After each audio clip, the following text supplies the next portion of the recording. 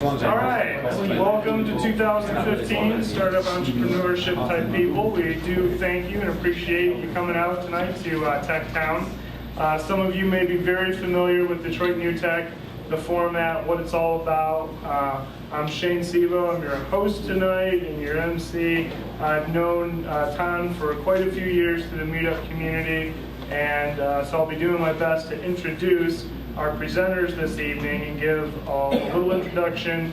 And starting with an introduction is a little bit about what Detroit New Tech is. Many of you are here because you know exactly what it is. It's a place for entrepreneurs and people who have a startup idea to package that presentation, give the pitch, get some feedback, refine it, come back, do it again, maybe meet some collaborators, maybe meet some sort of a sponsor up here. If you don't, run up here and get your USB drive stuck in there right now. And then, so after your 5-minute presentation, at 4 minutes, you're gonna hear this noise. And that means you have 1 minute left. Okay, so then we're gonna kind of put you on notice that you have 1 minute to wrap it up, and we're pretty strict about the 5-minute rule. We'll stop you right at 5.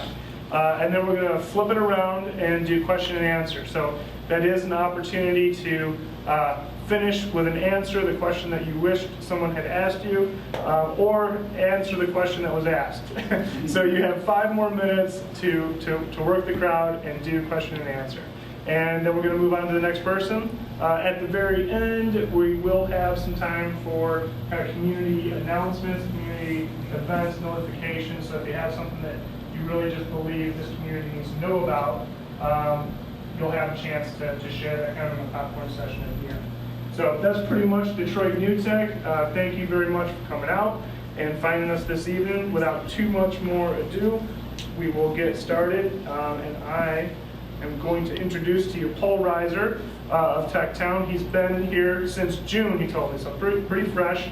Under a year, half a year, and from his background, I was looking at it briefly. Sounds like the whole universe of IT, and as it meets business, and helping all of that come together in entrepreneurship and making successful technology businesses happen. So, Paul Reiser, TechTown, Technology-Based Entrepreneurship Director. The floor is yours. I was told that this is kind of a better area to be in since we're filming this. But welcome everybody, welcome to TechTown. I'm Paul Reiser. I really don't have a script for this, but I was appreciative for Don asking me to do this. I think that, these are just vitally important events to hold. And I kind of talk about that and weave that into my presentation. I guess I kind of, just briefly talk about who I am, how I arrived here, the weave crazy journey that I took that he kind of probably saw maybe on my LinkedIn profile or something, which kind of just spells out the expect the unexpected almost.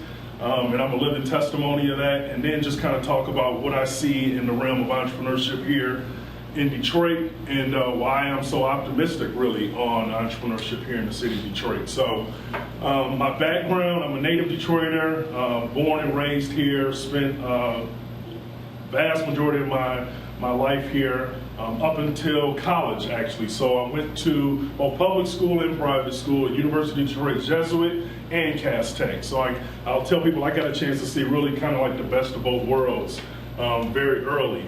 And from there, I went on to college, majored in computer information systems, graduated from college, and actually when I was in college, I was my first entree into social entrepreneurship, which was kind of before social entrepreneurship was called social entrepreneurship. We were just starting a nonprofit organization where we wanted to help youth back in the city of Detroit. So it was formed with a group of guys I kind of grew up with, known since kind of knee-high. And when we got to college, once we said what we're going to be when we grow up, it kind of was like, well, we've been blessed, we've been in great positions. What can we do to kind of exponentially make an impact greater than anything that we could have done alone? So it was this nonprofit, let's give away scholarships, let's help youth.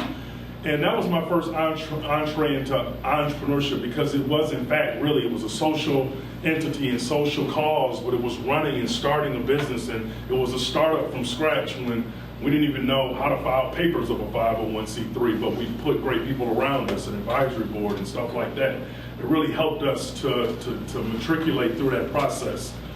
and unbeknownst to me at the time, that would be kind of like the building block of really how I got here. And so later in my career, after graduating from college, I went on to work for Sun Microsystems. So as you guys know, if you don't know, if anyone who here has not heard of Sun Microsystems, who is now owned by Oracle, but anybody who's seen Java, that's for the first correlation I say. You've seen Java, you've seen a Java applet or JavaScript on your computer or a pop-up and you didn't want it. That was created by Sun Microsystems. Obviously, they did phenomenally well in a wide range of other areas, particularly hardware. And that was when the dot-com boom was occurring. And so that's when late 90s, early 2000s was an epic time that I guess will be memorable in all of our lives, because we may not ever see it again. We probably should not see it again, because once things normalized out, that was my entree actually into where a light bulb kind of went off when I saw people who had 10, 15, 20, 30-year tenures being walked to the door and actually being told, that you got 6 months and, we're downsizing. And so that was my first large corporate job, first entree into the real IT world. And I said, I probably need to have a backup plan here. So I've been blessed enough to get an MBA through Sun Microsystems, got a good education, computer information systems major, and I got great experience working at Sun Microsystems as a technology engineer, pre-sales, Ford Motor Company, DTE Energy, Covisint when it was a technology exchange. So a lot of different accounts gave me a wide breadth of experience, which is invaluable. So I kind of started my own company at that point, and it was out of desperation, which a lot of times entrepreneurship occurs. It was out of a need to survive, because I knew that Sun Microsystems' tenure was probably coming to an end. And it did. So they made the announcement. I was in like a third or fourth iteration or wave of people who they said, unfortunately, we got to let you go.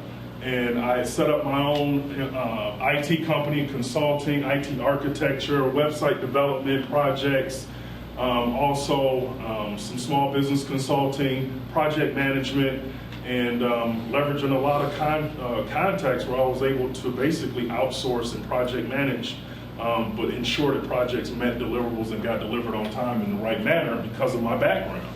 And I actually leveraged, at that time, a lot of the nonprofit relationships that I had built through my nonprofit organization, Legacy Associates Foundation was the name of it, that my friends and I had started. So at that time, I was the president of the nonprofit, and I was invited or asked to be at a lot of tables, and a lot of doors were afforded and opened to me that I know was because I was in fact the president. So I always think back, and I was reflecting earlier, I say, hey, it was 14 members, I needed 8 votes. How much different would my life have been if I would have got 6 instead of 8? And so, because like I said, it opened those doors. I was brought into board memberships that I'll tell you later that actually is what helped land me here at TechTown. So, but after Sun Microsystems and starting my own company, I was actually tapped on the shoulder and by a gentleman who was a oral maxillofacial surgeon, fancy word for dentist, and prosthodontist. He was a researcher. He was a brilliant guy. He had been in dentistry for 3 decades. He just happened to be the father of one of my closest friends in Legacy. So once again, I'm making the circle of, kind of how things come full circle. And really, the theme that I think I'm driving home is the preparation, is that with entrepreneurship or with opportunities in life, obviously, be prepared. You gotta be prepared. When the opportunity comes, it's great for the opportunity to arrive, but if you're not prepared to take advantage of it, then it was just that. It was only an opportunity. So he tapped me on the shoulder. He says, Paul, hey, I'm in the winter of my career. Mind you, he's 60 years old. So he says, I'm in the winter of my career. I'm at the point now where I'm ready to start creating solutions to the problems that I've treated for 3 decades. And so we started a company by the name of Innovative Health Technologies, which is a medical device company creating dental implants, biomimetic dental implants that basically preserve and or augment jawbone tissue. So the natural physiological process of the jaw, whenever we get teeth removed, and it's 27 million times in the US alone per year, in 75 million plus in the world, every time that process happens, if you don't put something back, the jawbone starts to do this, shrink. And that's obviously what happens to with dentures and all the other things that people need in the dental care. But he says, I'm going to prevent that. I'm going to change the face of healthcare and dental care by implementing the standard of care. I want, if dentists take a tooth out, they've got to put something back. So we rode that wave for 7 years, and that actually came to a point to where we had 2 of the products in FDA regulatory approval stage. And so that kind of freed up a little bit of time for me. Backing up a little bit, one of the relationships that I developed on a board that I was elected to because of my position with Legacy, I ended up developing a great relationship with the president of Metro Parent Magazine. Many of you maybe even have heard of Memloom, which is a startup here in the community that is a creative way to curate and use audio, visual, and video content to tell you stories, any kind of stories. And so the president of Memloom, president and founder of Metro Parent Magazine, was also the founder and co-founder of Black Magazine, which is distributed throughout southeastern Michigan and beyond. Black Life Arts and Culture is the acronym for the magazine. And so I became an equity partner and co-owner and equity partner of Black Magazine as well along my journey. And that's now, look at there, he's got it in his hand. So thank you for that. Continue to read, please, and support. So it's, and that, you know, to me, obviously I don't have an advertising / media / publication background.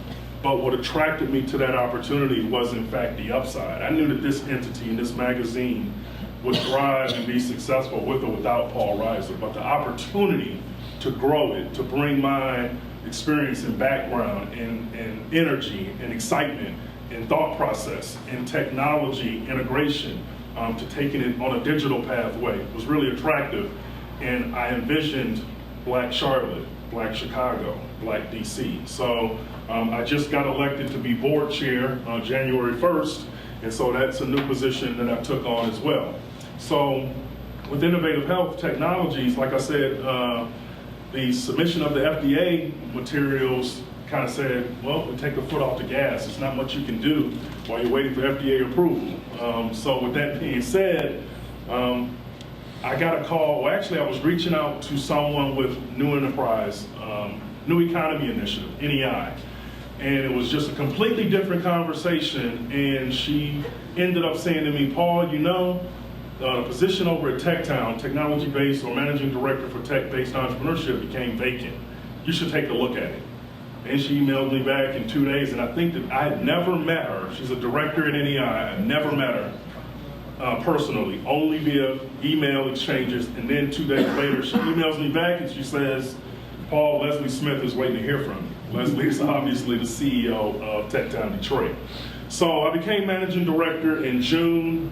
Like I said, a weaved path, but as I thought about it today and thought about kind of telling about my background, the only thing that I could think of was, you know, expect the unexpected and be prepared, because that's the only thing that has gotten me really, and network, you know, the network that I carry and those who know me and those who I know, and making sure that the footprints you leave behind and the people that you do make contact with, that you leave the right impressions. And so now I'm here, managing director of TechTown, and what that means essentially is we have 3 business units here at TechTown. We've got obviously the great building we have here, which is a wonderful asset, that we're great to see you here, great to have the DNewTech meetup, you know, being done here, and we hopefully can have it done even more often here at TechTown. But it's a rich community asset that we offer to all those in the community to use for meeting space, to just come and hang out, to come and start your new, and pursue your new venture. And so a few of the programs that I run are, one is a student accelerator, which is a 10-week program where we really put the fire under new ideas and ventures for students who are in college, graduate students, and or 2 years removed from graduation. So these are your 18 to kind of 23, 24-year-olds. A lot of times it's their first entree into entrepreneurship, but fail fast, fail cheap. And I mean that kind of literally, because For example, we had 16 teams last summer who started. We had 11 teams who finished. 9 different universities represented, which was great. So we have a wonderful partnership, obviously, with Wayne State University, which TechTown was birthed out of. And so we definitely recruit heavily from Wayne State, but we open that up to students from all around the state of Michigan. I also run a program called DVentures.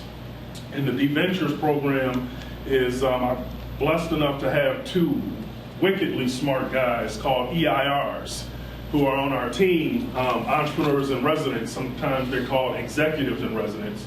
And they basically go out and kind of mine and look for technologies within university settings, healthcare, so the Beaumonts, the Henry Fords.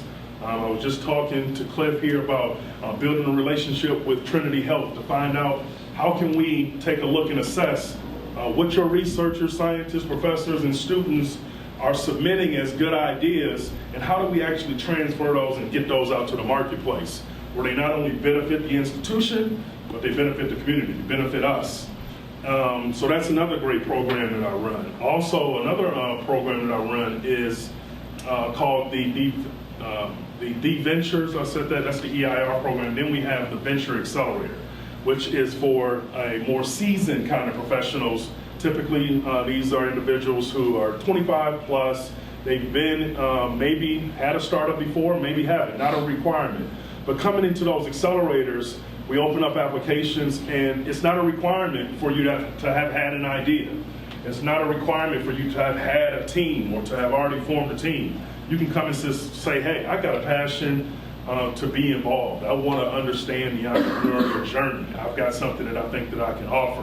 And so we paired up people before and made teams, and we've had some wonderful, phenomenal technologies that have been spurred out of those accelerators. And subsequent to the accelerator, so it's like, okay, I go through this 10-week program, but obviously that's not enough time to really teach me how to run an operational business and to really make it thrive and scale.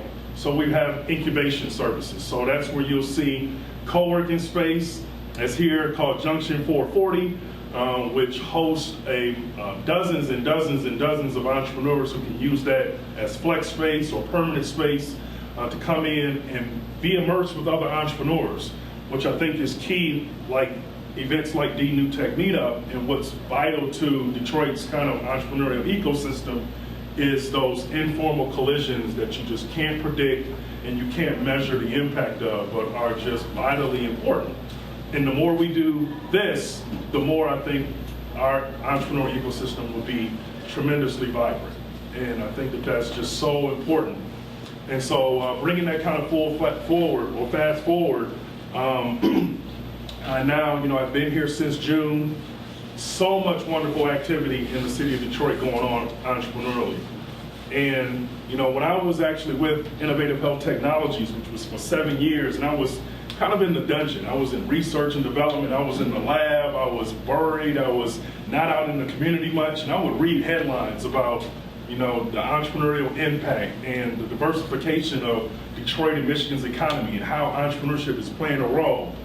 But to read the headlines versus being here every day is A to Z, light miles apart. And I couldn't imagine being in a better place, because the cool ideas that are so invigorating and so exciting and just so motivating, everything from drone technologies to biometric handgun accessories to the next great apps, to automotive engineering related activity and startups, to medical device stuff, to things that are just transforming or stand to transform the face of and disrupt industries. I think is just going to be more than exciting. I think many of you may have seen even the recent announcement of Techstars making their entree into the Detroit region, which Techstars is a partner of TechTown under an umbrella called what we call DTX. DTX is a partnership because, and I'm reiterating this partnership word, that TechTown really feels like we kind of sit in the epicenter of what everything that's going on. And we try to really remain agnostic to always being perceived really as a partner. And even if someone doesn't want to partner, we reach out and try to partner anyway. We don't have competition. We want this to be an all-inclusive kind of deal where everybody feels welcome and not only participating here, but we are, I think, humble enough to know it's part of our job and responsibility to also be able to point entrepreneurs to the best resource at the right time and at the right place. And that's really a lot of my work. We do great programs and we do great work here at TechTown, but we don't know it all and we're not the end all. And we understand that. And we know that sometimes, in many instances, it's better to send someone to Automation Alley. It's better to send someone and still support them.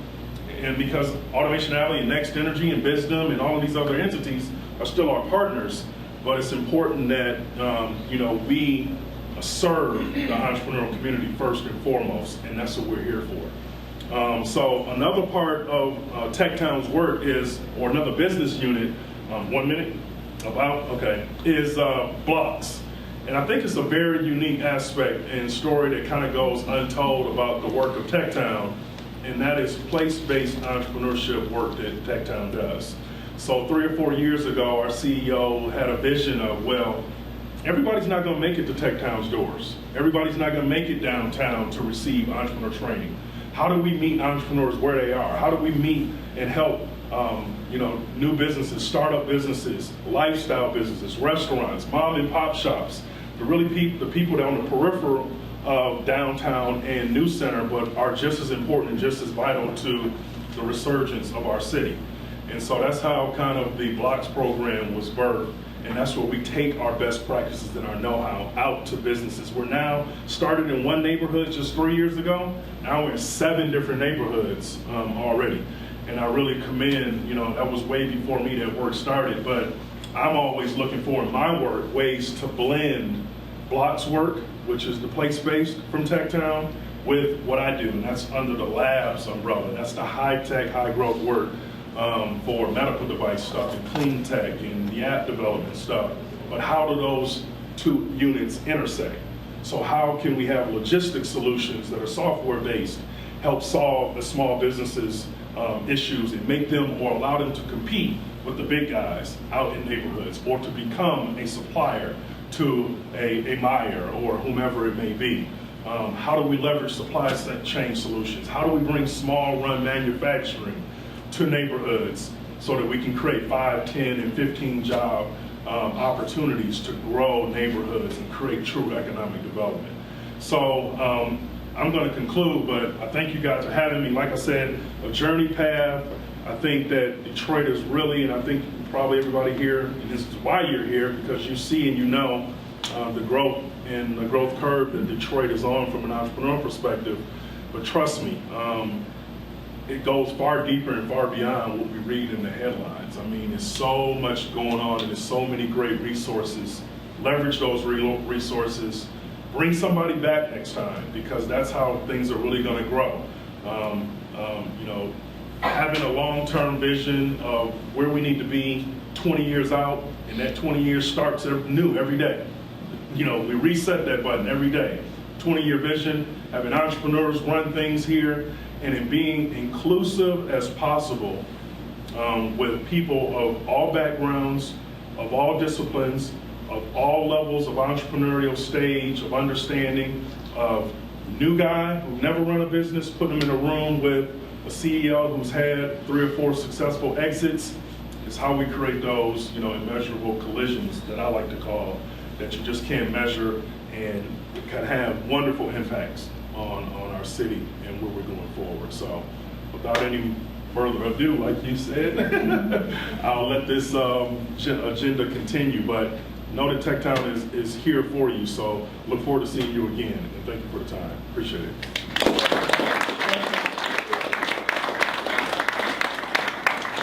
So yeah, 5 minutes question and answer. Feel free to raise your hand, Paul, just field them as you'd like. Yeah, no problem. How you, one of the things is, most of these are probably first-time entrepreneurs and probably have ideas, probably looking for funding as well. I mean, tell how TechTown differentiate yourself from like a Bizdom or like a tech start that's coming out here later this month. And then on top of that, regarding what does TechTown have to offer in regards to industry, what type of industry you're looking for. Good point. And I'll probably be able to kind of answer those, kill two birds with one stone. But to the question of what differentiates TechTown is one is this asset, the space that we have. I think it is a wonderful differentiator in the fact that we not only have co-working space, meeting rooms, small and large. We have a host of activities that are always done here, but we also have 40 tenants who are on the upper 4 floors that provide a great opportunity for entrepreneurs to leverage insight, to share experiences with, to bounce ideas off. And they span from people who are doing stem cell culture stuff to funding organizations who fund entrepreneurs or aspiring entrepreneurs with new great ideas. So I think that's one key differentiator. As far as another key thing that kind of separates us, I think, is that we are kind of like vertical, like I said, I alluded to this, vertical kind of agnostic, meaning we don't specify for a certain vertical or industry or type of technology. Essentially, we say, come on, come all, come in, and we'll help you. And I get guys in open office hours who come in and close the door and say, Paul, hey, I've got no business plan, nothing written down, but I got a great idea. To individuals who have been in business 5 years, have revenues, profitable in multiple states, and need to understand where's growth capital, where are angel investors, where are venture capitalists, and how do I scale my business from 15 employees to 55 employees, and everybody in between. So I think the physical assets and then the fact that our programming and the support resources that we offer are not vertical or industry specific. We get place-based. Some of that is a key differentiator as well. I think you'll be a little hard pressed to find entrepreneur agencies who also deliver technical assistance and support and training and development resources to neighborhood, place-based small businesses, mom and pop shops, cleaners, restaurants, retail shops, etc. So we have a retail boot camp as well that is like an accelerator, but it's for retail operations. So it's for those individuals who have been selling online and they have always had the aspiration or the desire that one day have a storefront. Well, we not only take you through this rigorous 8-week program, but we have to tighten the nuts and bolts of your operations, your management, your finance, your marketing, your business segmentation, knowing who your customer is, and all of that kind of stuff. But also, once you graduate, now let's go find you a storefront that fits not only your business model, but the community which you will be placed in can support whatever you are intending to sell. So us being in 7 different neighborhoods for multiple years gives us that insight to be able to help entrepreneurs to zero in and make those decisions that are best for them. I have a 2-part question. One, what's your definition of an entrepreneur and a startup? And what's the most common mistake you see them make or piece of advice you find yourself repeating the most? I think, the risk taker, basically, who has a great idea as an entrepreneur, was willing to take the risk of venturing out and really putting some wood behind the arrow and starting a business. It's easy. I mean, it's $35 in Michigan.gov to start a business, but really the actual, enacting and supporting in the operations and doing the grunt work and really putting the fuel to the fire to really make that business successful is in fact, someone who has the entrepreneurial spirit. You don't have to have the next great idea. You just have to have a thesis, I think, on where things are going and how you fit in. And sometimes those opportunities will find you, like I alluded to on 3 or 4 different occasions in my life. I didn't start a magazine, but now I'm a partner. I'm a co-owner. I didn't start the medical device company, but now I'm a co-owner, chief technology officer, and I've got products that are entering the marketplace. And so now it's really rewarding for me to kind of offer that back here in this environment to dozens and dozens of entrepreneurs. There's a second part? Yeah, those people that you just defined, what mistake do you see as the most common or piece of advice you give the most? Advice is the humility of being coachable. One is that irrespective of how passion is great, but it has to be balanced with an open mind and an open ear to accept criticism and to leverage and use criticism to make you better and your business model better. Sometimes in all different environments, you have entrepreneurs who are so passionate about the idea and the new greatest Facebook that they have that no one can tell them anything different, and irrespective of the experience that they have. So you got to be coachable, and I would say also, be humble enough to build a team around you where people are preferably smarter than you, better than you. A lot of times people are fearful that the idea will be taken, or they'll run with it, or that they'll be overshadowed. But my philosophy is, hey, you've got the top-down perspective, you've got the vision, you know how all the components and the parts work. The highly skilled engineer doesn't know how marketing works. The marketing guy doesn't know how the vision of the business plan and where you want to be in 3 years. But you, as the visionary and the entrepreneur, are the puppeteer that has that vision and understands how all those parts work. So that's where you're invaluable, that's where you are invaluable to the whole perspective in my eyes. And that's what I think that what entrepreneurs should keep in perspective. Get the smartest people that you can find and make those people part of your team. And make sure they think like you and want to build a team like you and are culturally like you. They have similar kind of DNA about entrepreneurship. I also tell people, obviously, we know the importance of the network. Always be selling. Some people say, I don't like to talk, I don't like to sell. Well, you are.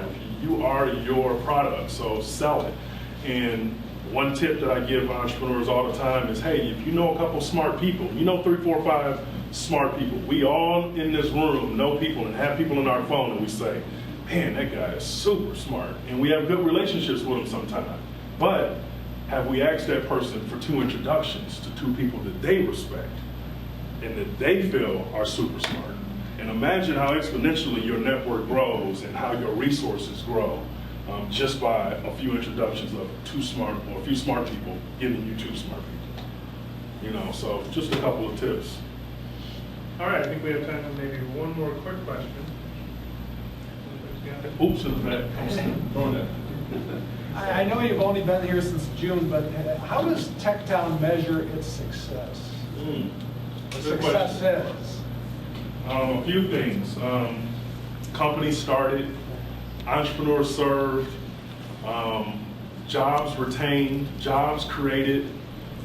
When we help entrepreneurs get their first $25,000 or $50,000 or $5,000, but how was that $5,000 leveraged? How did that $5,000 help you get 50? Also, obviously, I kind of, it's less tangible or less quantifiable things that we as an institution are trying to better tell our story about the impact that we have on entrepreneurs. Some things that are more narrative, that don't fit into a report for a grant or a study or in an interview. But the soft stories sometimes, the success stories that entrepreneurs that we serve stand up here and tell is really another way that we try to measure our success. Very good. Thank you for your time, Paul. Absolutely.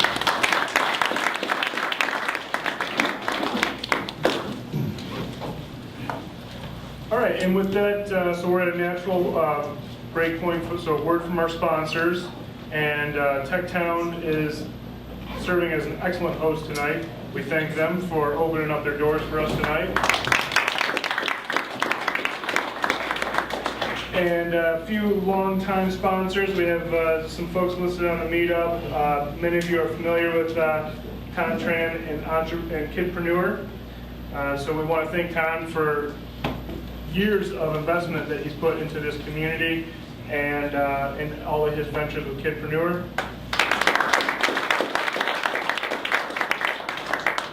And every one of these meetups is streamed by a man that seems to show up pretty much everywhere. Actually, I just saw him in Ann Arbor this morning. Roger Rayle was over at the A2 Higher Ed Marketing Group, made sure he caught that on video. And I don't know how many other places he went this afternoon before he ended up here, but thank you very much, Roger, for your support. I am your host this evening. I am Shane Sevo from Commercial Progression, and we are a web design firm focusing on digital business solutions. Many of the projects here probably have some sort of online digital component. If it somehow marries up with a budget, we'd love to talk with you. And there might actually be some pro bono hours that we are willing to throw at a project as well if you catch our ear. So it is my pleasure to be here to meet you folks and maybe someday become someone in the seat with an idea. So I love this community and I'm grateful to be here. Thank you for that. We also want to thank Wisdom and Quicken Loans. When we go up north a little ways into mid-Michigan, I've heard actually quite a bit about the Midland area. There's some incubators up there that are starting up, and there's a lot of activity up there. So Mid-Michigan Innovation Center is also one of our sponsors this evening, and going forward. Quicken Loans, Wisdom, we mentioned them, and Start Garden as well. Thank you very much for your support. And with that, I think we're ready to transition into our formal presentation. Really quick, again, the rules here, we got 5 minutes for presentation. You're gonna go at 4 minutes, and you gotta wrap it up, and then we're gonna turn around for question and answer.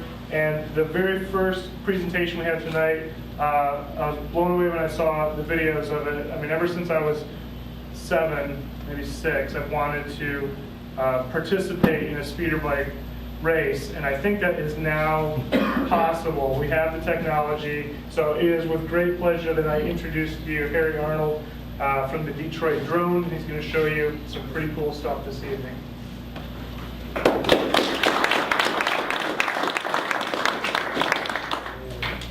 Hello everybody. Detroit Drone is my company.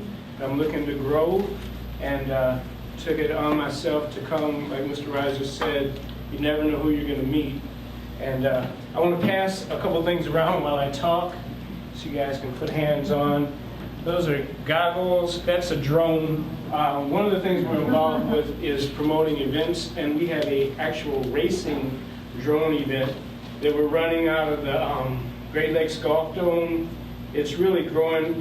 It started through a meetup group, and meetup.com. We now have 250 members, and so that's really doing good. But we race the drones that look like that, and you actually look in the goggles. None of it's turned on, of course, sorry, but you look through the goggles and you'll see where you're going. And so in the Golf Dome, we have a course that's built, and it's a lot of fun, and that's something we're getting into, promoting that event to like build drone awareness and attract really smart people, nerds that want to do that kind of stuff. And okay, into my 4.5 minutes. I was really interested in Mr. Reiser's comments, hanging on every word, and when he said that the dot-com bubble, remember that, we'll never see that again. I would like to humbly say that I do think that we're on the verge of another bubble of that type, and it's going to be the drone revolution or evolution. Drones are poised to take over a lot of jobs, a lot of industries, dominate a lot of things that are going on that people are doing, and in a lot of different fields. And some of those kind of things, emerging markets that drones are getting positioned in are first responder stuff. I personally work with the Detroit Fire Department. It's an invaluable tool to get a bird's eye view of a fire. You can aim your water. You can see hot spots with infrared cameras. You don't have to risk firemen's lives to do a lot of things like that. So that's going to be a win-win. Hazmat, the motors in drones are brushless motors, so they don't make sparks. You can fly right up to an overturned gasoline tanker and see if it's leaking, chlorine gas, anything like that that you'd have to put on a full bubble suit to normally go up and examine. A drone can do it. Police, of course, that situational awareness for raids and things like that could possibly save lives. And then also there are network applications where drones outfitted with different kinds of payloads for sniffing networks and doing things can gather information. The uses are basically limitless, and that's why I compared it to Mr. Rice's comment about the internet. When it started out back in the late 80s or became popular with regular people and not college professors, you know, we'd say, oh look, Pine, I can send email, what's that? I don't know, but I can do it. And you know, it was kind of, but now we have internet watches, washing machines, there are Maytag refrigerators that have internet ports, and the drones are going to be just about the same thing. So we're all hopefully waiting to jump on that train as it leaves the station. Some of the things my company is doing, it says in the little brief write-up, well, this is event, so we can go to an event, we can furnish a screen that can be streamed, like the gentleman there is doing, and so we can furnish a link, working with commercial construction to show job progress.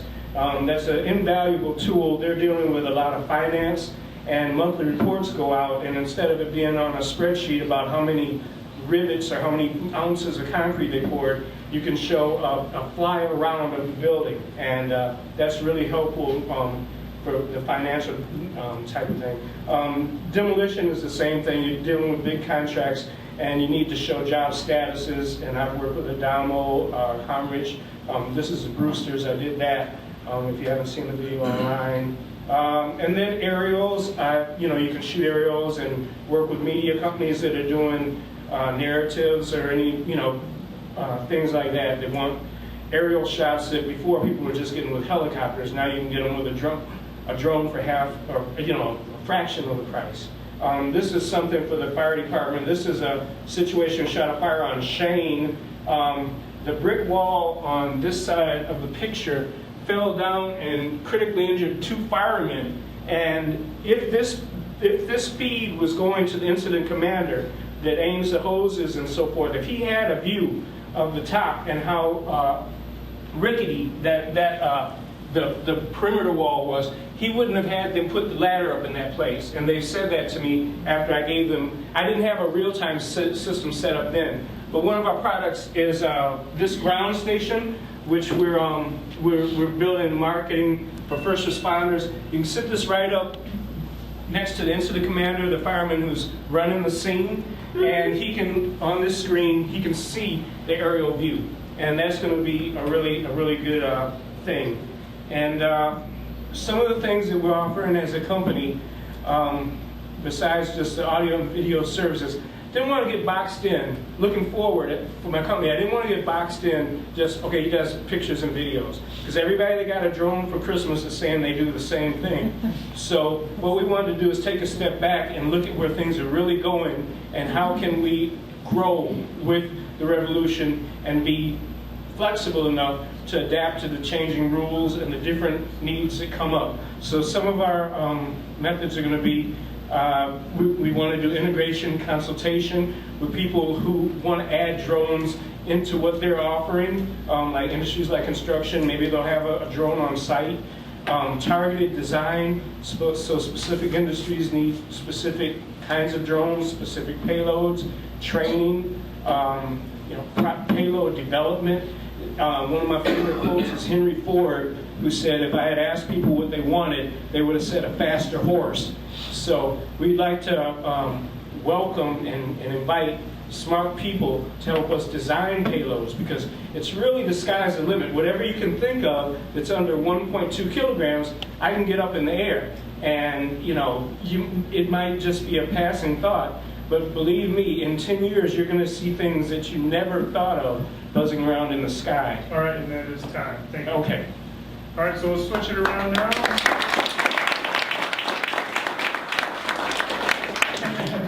And Harry, as soon as you catch your breath, you got 5 minutes. Go ahead and call on some I questions. think I have tongue action. Okay, yep. I remember seeing something in the news about the FAA. Is there something you can or can't do with drones right The now? FAA has regulations that are coming out. The draft regulations for public review were due out in 2013. They're 2 years late. They're saying they could come any minute. So if they come out tomorrow, there's going to be a public review of the draft regulations.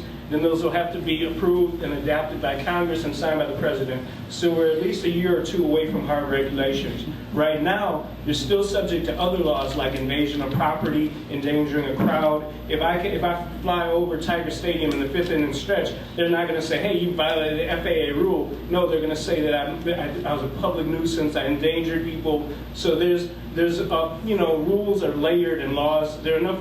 So you just have to be safe. I carry $2 million liability coverage when I'm out working, and you fly over private property with the owner's permission. I personally don't accept salacious work.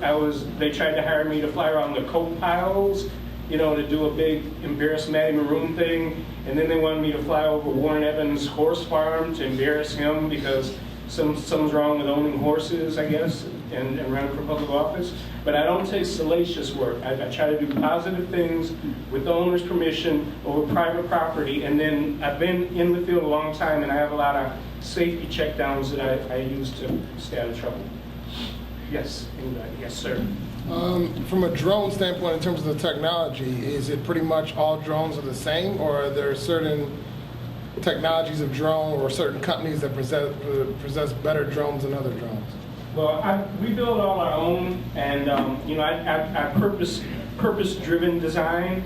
You have to first start off with decide what your payload is going to be, and then that's going to determine what size motors you need to have, what your all-up weight is going to be at that point, and then what kind of battery you can carry, and what the milliamp capacity of the battery, how long your flight time is going to be. So it's like a chain development, but the first step in the chain is payload, because it's not like airplane where you decide about airfoil design or anything like that. You've only got wattage holding you up in the air, so it's pretty much an open book once you determine what you want to carry and how much that weighs.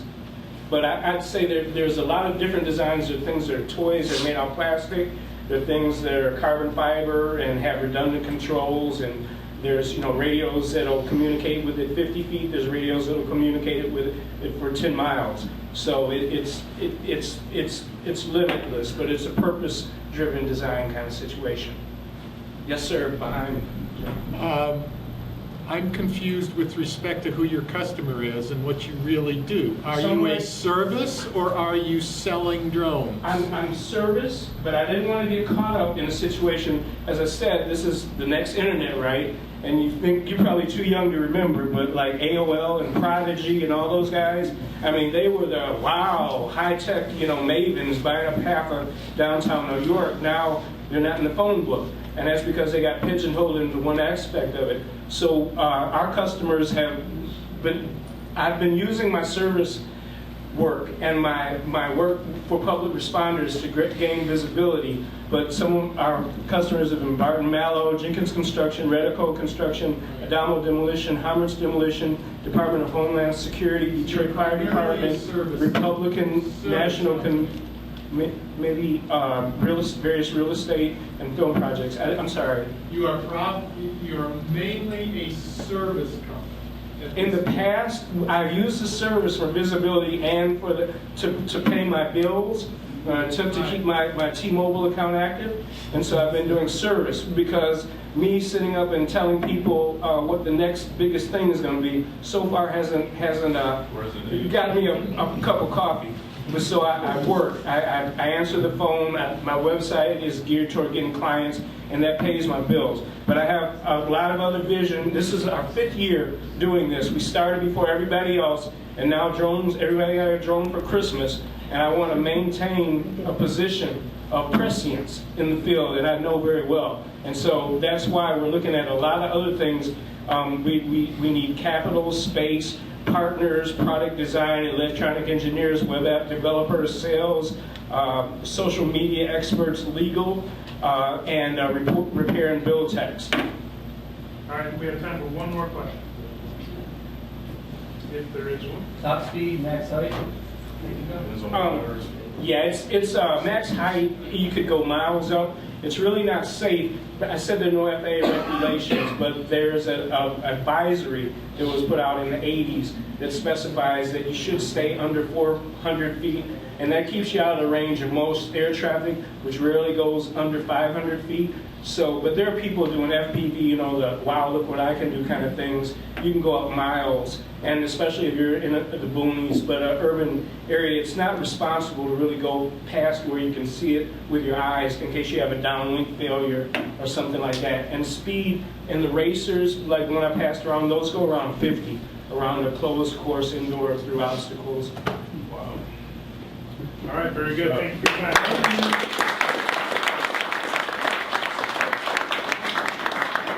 Do you still have that? We have to take like a minute for a second.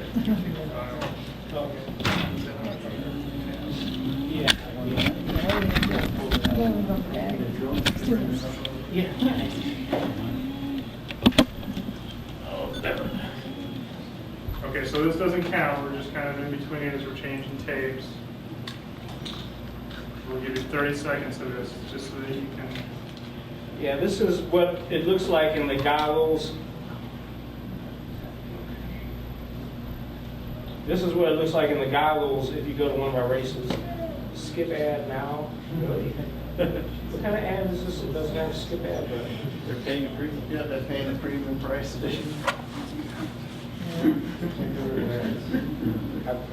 I'm distraught.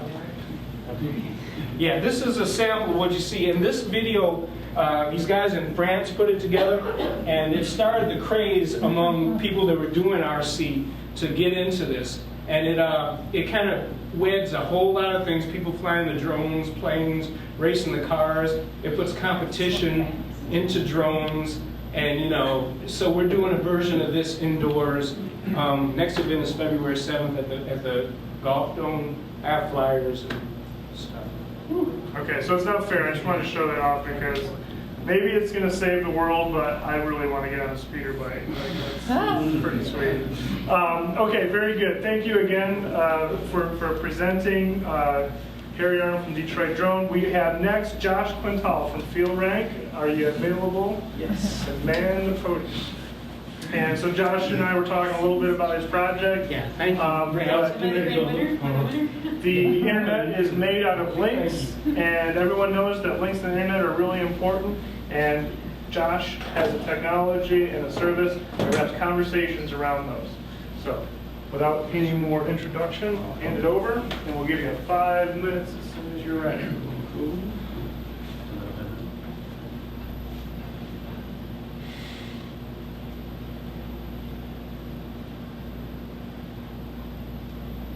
How do you follow that much excitement, huh? I don't actually want to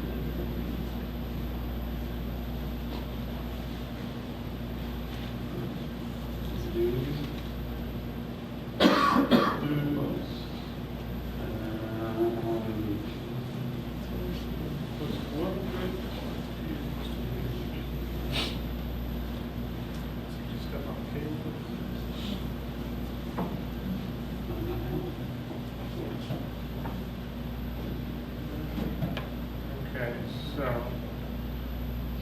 that cable needs to stay right there. Cool. Technology. Yeah. There we go. Cool. All right. I'm Josh Quintal, and yep, I'm the founder of FeelRank. And FeelRank answers this pretty broad question, or I think takes a good step to it. It's how do people feel about, well, almost everything, or at least anything that has a web page on the internet. Much like other discussion websites you probably know of, people post links, but unlike those, I encourage them to rank them based on how they feel about them, rather than for visibility. You know, no more liking someone's dead grandma post or something like that. You can say that you feel negatively about something while still not decreasing its visibility. And also, there aren't reposts, there's only one link. You know, one link is only ever posted, it's tracked, it can't be duplicated. So discussions all stay collected around the link as this node, rather than things, you know, constantly coming up again. And so when someone posts a link, it looks kind of like this. It's a nice little card, kind of previews the website. Things can be tagged for extra topic following and semantics, things like that. There's some discussions. And there's also if you click the title, there is a page for each one. It's not just the card. Then the end user can also, of course, customize this, their feed, I would call it, that by following tags or discussions or posts. It's all pretty flexible.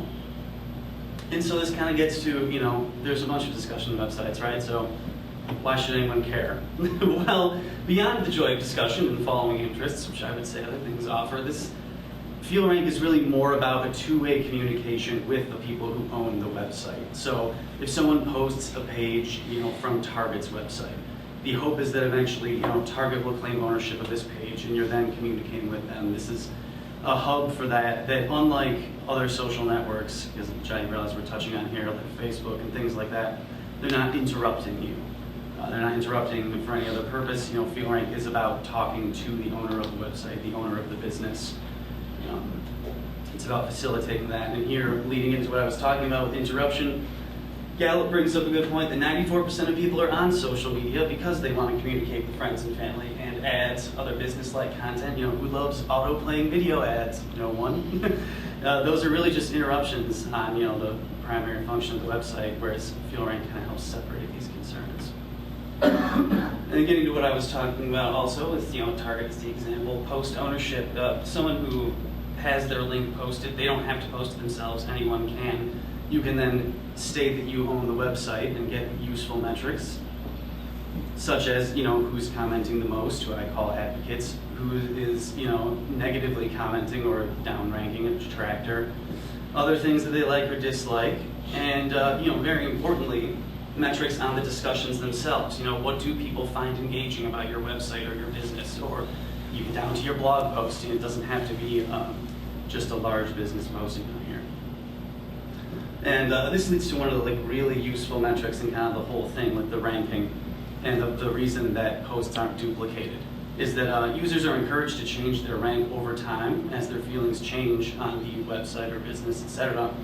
And once you claim ownership of that, you can then see your overtime rank juxtaposed with the discussions. So you're kind of getting a nice, I suppose, general overview of how people feel about you, and it makes things very actionable too. It puts the trend in a nice single graph. And of course, not everything's happening on FeelRank, so FeelRank can be integrated with other websites. That's just an example of how discussions can be done at the bottom there.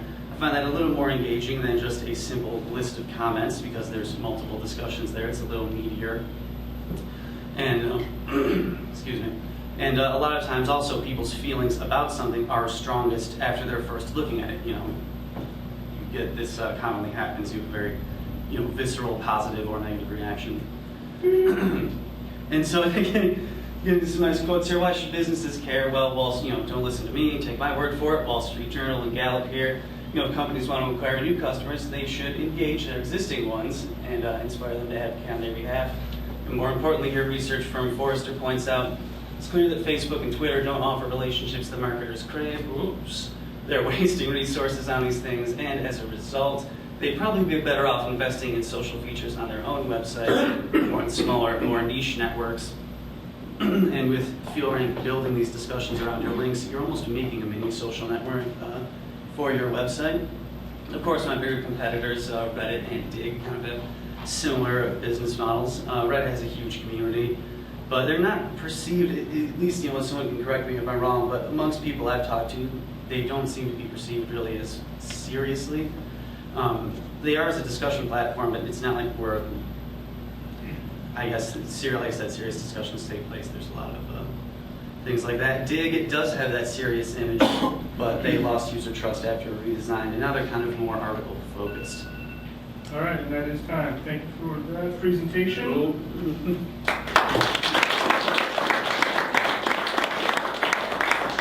And at this time, if you have any questions about FeelRank, they'll be fielded for 5 minutes. Yeah, how do you ensure that the person claiming ownership of the page is actually the appropriate person from the company to claim ownership? Yeah, well, the person would have to have access to the web infrastructure of the company because essentially how ownership is claimed is that a file with a special code is posted on that server, and then my site checks for the existence of that file, reads the code, and confirms it's a match.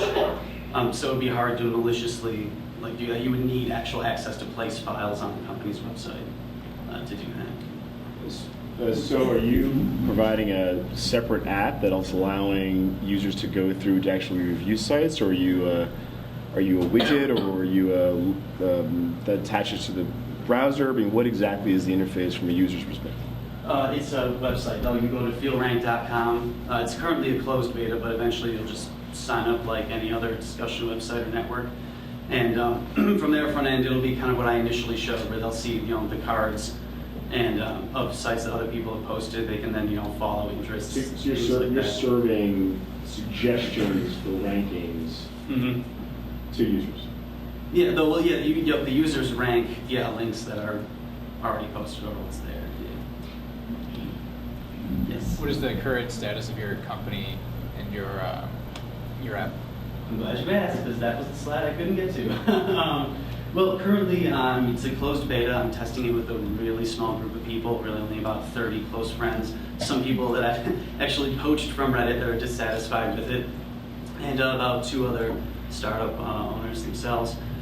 And as far as team, I suppose using we was a little ingenuous. I'm actually the only person. That's kind of why I'm here presenting. Also, if anyone's interested in joining up, I can use me for PHP and things like that. But so yeah, essentially rock bottom. A few weeks out from an MVP, I've got to polish up some of the business features, and then it won't be a closed beta anymore. Yeah, right. Who's your customer and what's your business model? My customer is actually the site owners themselves, much like other websites. Or is it the person who hired somebody build the site? It would be whoever wants to promote their site, essentially. There's going to be, much like Twitter and Facebook, you can pay to promote your link itself, or really just your base site as well. I don't allow, in the interest of keeping the discussion open and fair, at least right now, I don't like the idea of promoting discussions. You can't pay to promote a discussion or promote comments or anything like that, really just the card itself. It can be. So your business model is? Essentially ad revenue via through featured posts, not really direct. Who are you getting your right? revenue from? Is it a subscription-based service? It is? Oh, no, via pay-per-click. Pay per click. Mm-hmm. Anyone else? Yes. Yeah, so a lot of the your competitors in the similar space, they have a lot of users and they get outstanding network effects because of that. So how do you go from like your group of 30 people that you're in the beta test for to 1,000, 10,000, 100,000 so that there's real value you can drive ad revenue? That's sort of a question I'm feeling out trying to answer right now. One resource that I am going to use before leaving beta, there's many different websites you can post your site to, but one called Beta List, actually I'd recommend to anyone. And it's that if your site's in a closed beta, they essentially market it to people who are known early adopters and will want to join on. That's definitely a good source. And there are a few other sites you'd be paying to have the business featured on, essentially. And I think that would be more effective than maybe just a traditional Facebook or AdWords ad, because that's putting it in a channel where people want to hop on new ideas and new sites. Check out Product Hunt. Oh yeah, it's a good one too. Yeah, just those beta lists, Product Hunt, those actually are your competitors, in my opinion. And I'm surprised why you didn't see them as competitive companies to yours. That's a good point, but beta list is more niche though than what I would say I'm doing, because this is open to anyone posting link. Not all the sites on FeelRank are going to necessarily get owned. Jim Bob's Cat Emporium is going to get posted on there, and I don't know if that guy's ever going to claim ownership of that link, but it's more about community building more so than beta list or those other sites, I would say. All right, we have time for one more question. Get off. And there is none. Thank you very much, Josh.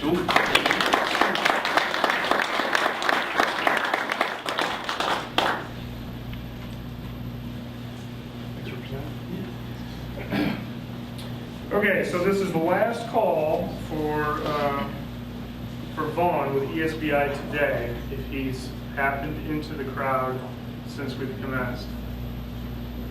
Okay, so our third speaker is not available, and that does bump up. So our next presenters is Zach Fregoli from BuhzHyve, and I know that they have to load up their presentation yet, so if they got that on a thumb drive, now would be the time.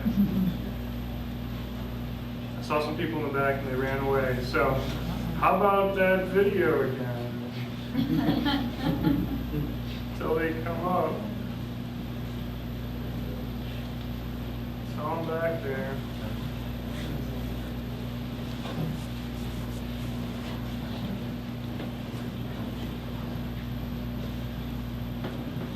All right, very good.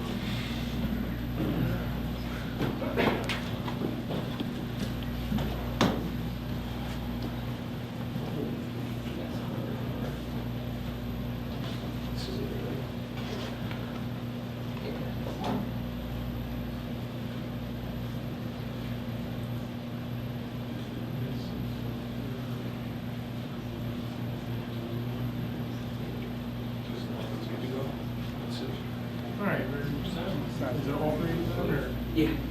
Okay, very good. All right, so I want to get your first slide up to make sure that works before I start you off.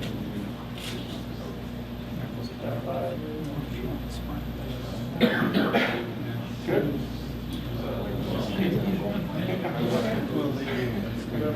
All right, 5 minutes starting now. BuhzHyve. All right, so hello everyone. My name's Chuck. This is Zach and Brett, and we are the founders of Buzz. So a while back, I was a freshman in college, and I didn't really know anybody at the time. And I always kind of wished there was something like a central college hub, like a place where, you know, you could get an overview of everything going on campus, from, you know, campus news to events, opinions, and things like that, and all the unique personalities that make up your campus. But at the time, nothing like that really existed. So with Facebook, which is currently the largest social networking site in the world, there lies one inherent problem. It doesn't really embrace new connections. You know, one of the big things that they've introduced in the past was that if you had no mutual connections with the user, they wouldn't allow you to add them, and if you try to message them, it goes to another folder. So a big problem is you're not able to meet anyone through Facebook, anyone new. And another problem is that through, you know, because it's such a big network, your family, friends, and possible employers are on there, so you have to be cautious of what you post. And, you know, that's becoming a big issue. There's Twitter, but Twitter kind of caters to, you know, the famous, noteworthy, or the people that are kind of established in their career and trying to establish an identity in that domain. But, you know, what if you're somebody who's not sure, like, what path you're going in yet? That's why, you know, from our experience, we've seen most college students, not all, but most, try Twitter and have a Twitter, but they end up falling off, like, and losing interest in, you know, a week or two, and pick up with it every once in a while. Another one, this one's sort of backwards, is Yik Yak. And it's backwards because it takes the social portion out of social networking. For those of you not familiar with it, it doesn't allow you to have a profile, so you post anonymously. The problem with that is, for the people, the top 1 or 2% of social networkers who are the content creators, they're not getting any social validation, they're not getting any feedback per se, personally, for their posts. Credit is another word for it. So that's the problem with that one. Introducing Buzz. So this is just a little demo of the product. If PowerPoint plays it. Oh no. Oh. Keynote. Didn't convert. Keynote. Oh no, disaster. All right, just give them a little overview of it. All right. Okay. So small screen. All right, so this. If you get it closer to the video. This is what we get for being Mac users. So this is our campus feed. Right now, we have just over 1,000 OU students active weekly. And they're posting everything from opinions to like news about like, you know, if they're giving away free food in a certain room, parties going on, anything like that. You can also separate it down if like the feed gets too crazy. You can make it so you can just view your friends. Right now I have bad connection, so it's going to take a second to load. Okay. And these are our profiles. For those of you in the back, if you can see that, give me your eye doctor's name.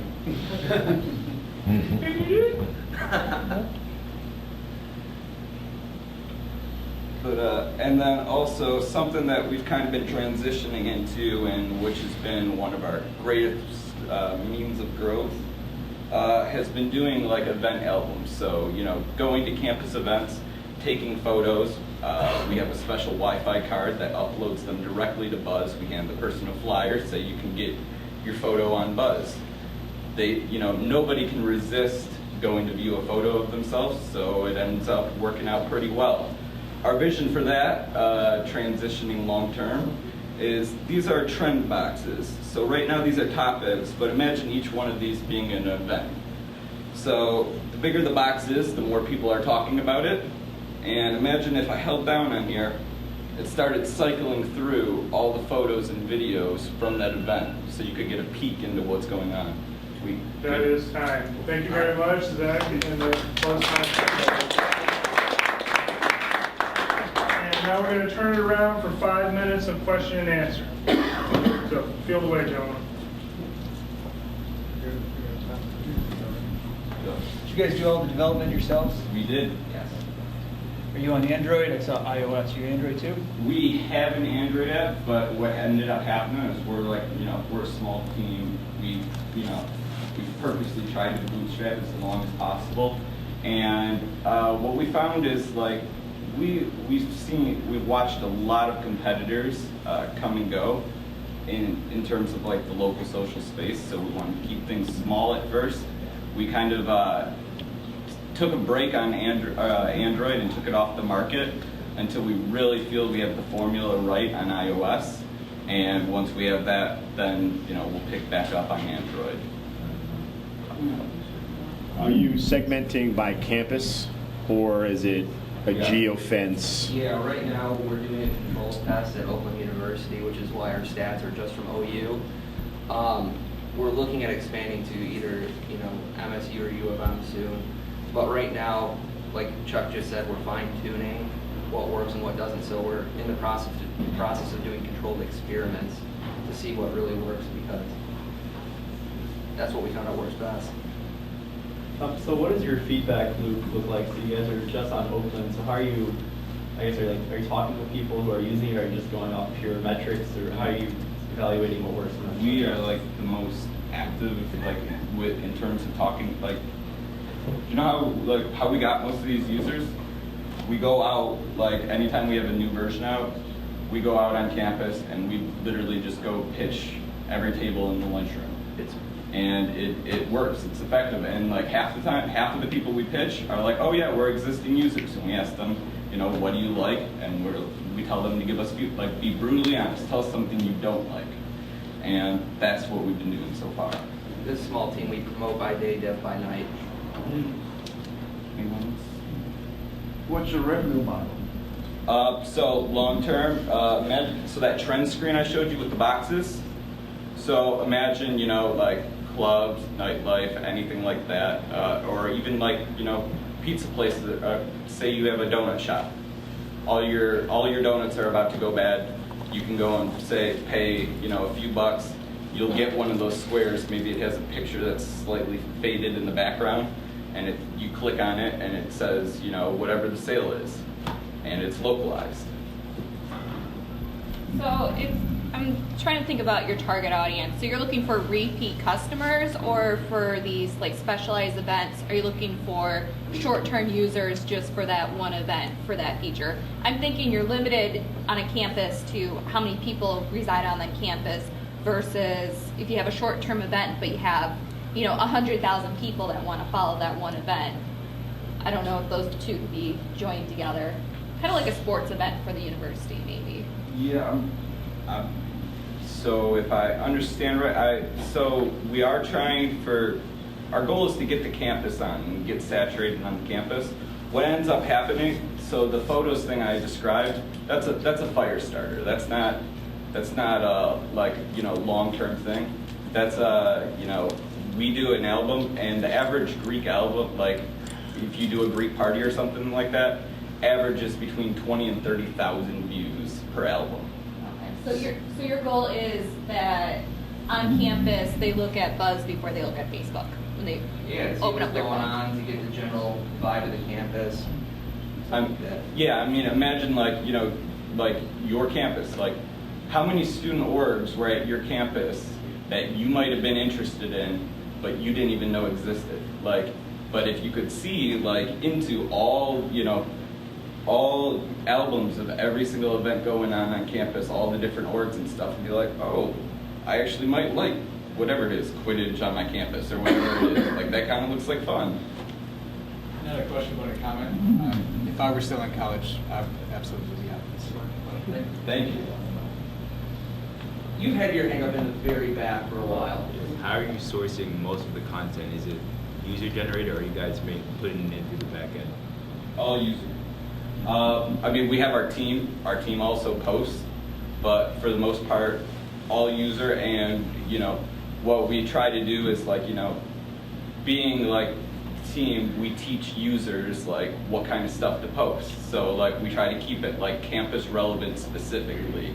That's the best kind of content. And we've started to see, especially in the last 2 months, that really pick up with users, using it for leveraging it properly. Are you guys only using college campuses as a test bed? What model do you guys have a long-range model of scaling this outside of college campuses? So we could go location-based long-term, which is interesting. It makes it kind of like localized Twitter, but that's down the road, so we're not really decided on that yet. Yeah. All right, one more question. There's a suggestion. You probably want to do your present it at the Google Demo Day that's coming up at Grand Circus. I think you got a pretty unique, application. Thank you. So it's January 29th. I'm just looking at it right now. So it's January 12th is the application due date. Cool. Thank you for the information. Yeah. Thank you. All right, and with that, thank you to Zach and Vaughn.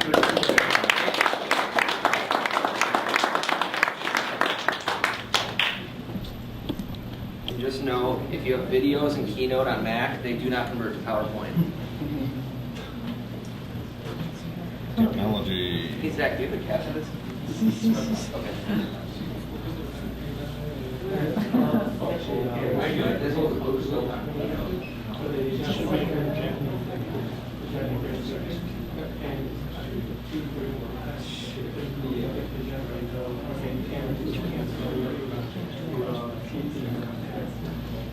really, no, we're trying to do more intimate, more personal. Okay, and with that, that is the final presentation of the evening. So we only have 3 presentations tonight. We do thank you, everyone, for participating and giving that feedback that's really valuable to everyone who presented tonight. And at this time, we would like to transition into giving the community an opportunity to speak up, share interesting events or opportunities that are coming up that would be valuable for the entrepreneurship community to know about. Or if you have any kind of blurb, now's your chance to get it out. So I'll just field some hands, or if anyone wants to go ahead and just stand up and get us started, we'll take you now. So besides videoing this and several other networking groups, I started Ann Arbor Video Interest Group. So if anybody needs video or does videos into video in any way or anything related to video, we meet the second Wednesday of every month in Ann Arbor, usually. So if you go to a2vig.org, you can RSVP and learn about what we're all about. Yeah, I definitely agree. Also, DNewTech is in a couple weeks. It's the third Tuesday of the month. There's Tuesday. DNewTech is a spin-off of A2NewTech. It's pretty much the same format. Roger, A2VIG. A2vig.org. Yeah. I also just want to let you know, anyone who wants to present in the future, feel free to come to one of us and let us know. We're always looking for presenters. A couple of things just want to point out when you're presenting. Normally we have an investor there. I'm pretty sure there's one in the crowd. I just want to let you know that your pitch deck should probably have what your ask is, what you're looking for, because I think most of the time they miss that point. I think it's so important that you kind of tell them what you're looking for. Is it customers, is it funding, or is it just resources? Just list something like that. I think that will help out with the members could kind of approach you afterward. That's just my 2 cents worth, just because of all the pitches I've done. On top of that, I think there's 2 things that are coming down the road. It's the ACE event that's coming up. It's huge. It's there's about 1,000 people that goes to it. I think it's on January. I can tell you right now. What's that? 29th. The 29th of January. It's a Thursday. Yeah. Yep, it's in Livonia at the Burn Manor. So I think still the early bird special. So register there. Yeah. It's ace-event.org is the website. There's a fee to go, but whatever the fee is, you get that much worth of food. Yeah. Then all the networking and all the presentations is free. It's just a great place to kind of just meet all the other entrepreneurs and other exhibitors who are startups.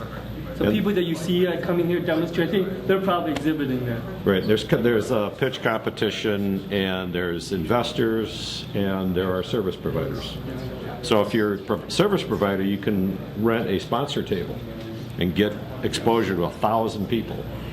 And the other one I want to mention was what I mentioned to the last presenter, the Google's Demo Day, which is on January 12th at Grand Circus. Actually, January 22nd at Grand Circus. Do you know how that demo day is working? Like, can people just go and watch? Yeah, you can actually go and watch. I think you have to register to go and watch, but I think they have limited seating. But you have to apply to demonstrate, because it's actually judged by Google. Yeah, right.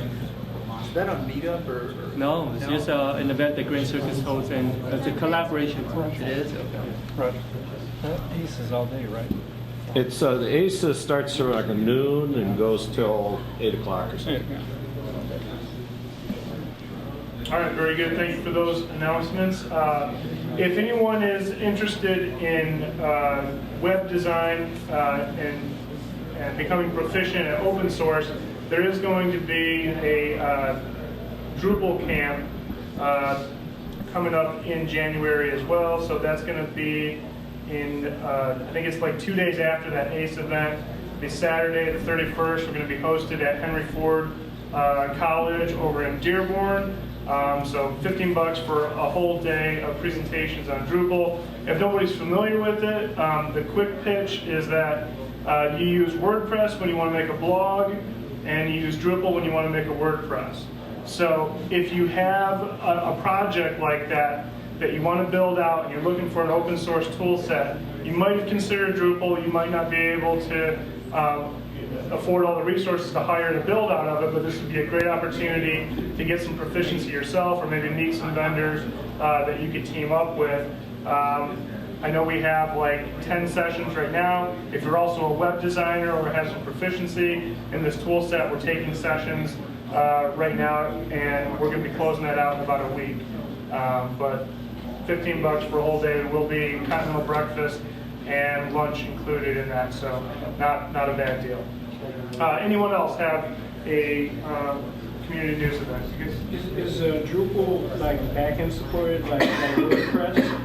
Yeah, there's a whole community. Very much, if you're familiar with open source, Drupal is one of the longest standing open source projects as a CMS. It's been around, I think, since like 2001. Very well supported, a top-notch community. and very well curated. They take the formation of the software very seriously, so it competes with everything out there on a commercial marketplace. WhiteHouse.gov was built on Drupal, just to give you, a little bit of flavor. Obamacare? What's that? Obamacare? No. Careful now.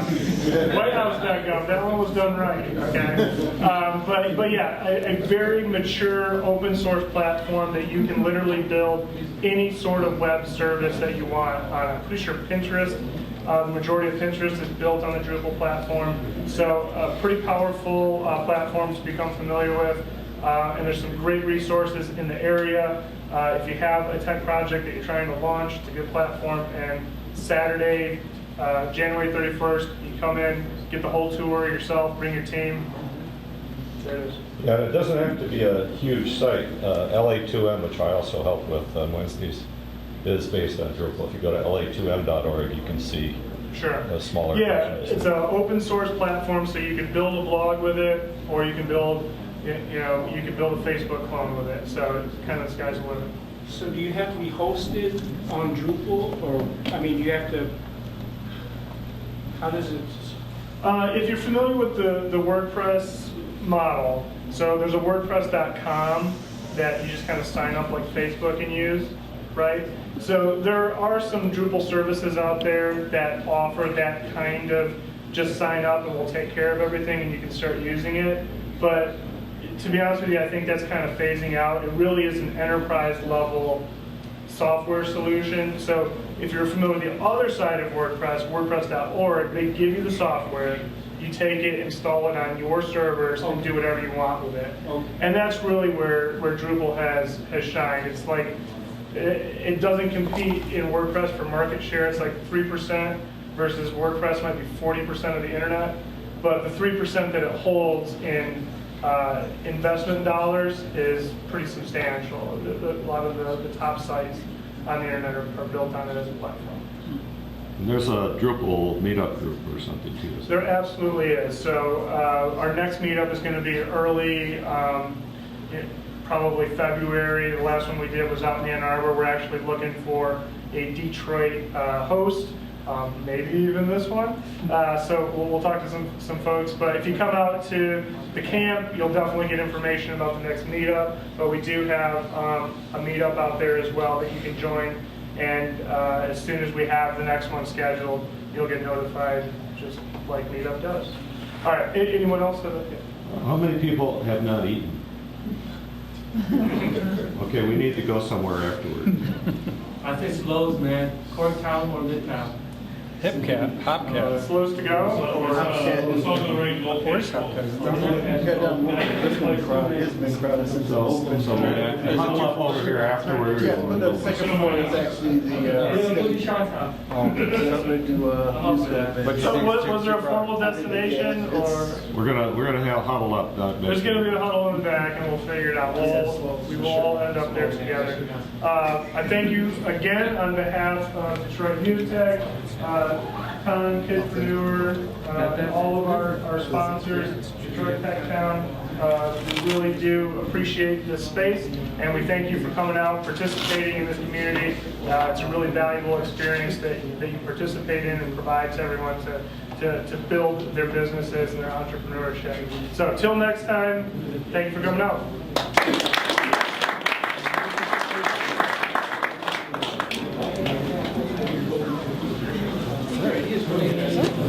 Seriously, you think it's going to be